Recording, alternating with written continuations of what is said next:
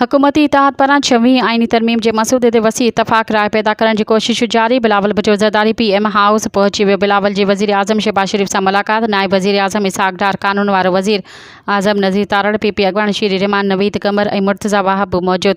बिलावल भुट्टो ज़रदारी वज़ीर आज़म के मौलाना फज़ल रहमान सां थियल रातो की मुलाक़ात ऐं ॿियनि मामलनि बाबति आगाही ॾींदो। वफ़ाक़ी काबीना क़ौमी असम्बली ऐं सेनेट जे अॼोकनि इजलास जा वक़्त अॼु हिकु भेरो ॿीहर तब्दील करे। वज़ीर आज़म जी सदारत हेठि वफ़ाक़ी काबीना जो इजलास 2 वॻे, क़ौमी असम्बली जो इजलास 2 वॻे ऐं सेनेट जो इजलास 3 वॻे थींदो। नून लीग जे सेनेटर इरफान सिद्दीकी चयो आहे त आइनी तरमीमनि जो मसूदो तयारु आहे। वफ़ाक़ी काबीना जी मंज़ूरी बाद मसूदो सेनेट में पेश कयो वेंदो।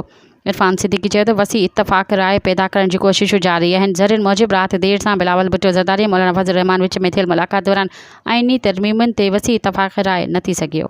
मज़ीद ख़बरनि ऐं तफ़सीलात लाइ विज़िट कयो असांजी वेबसाइट www.awamiNewsHD.com ऐं ॾिसंदा रहो अवामी न्यूज़ HD।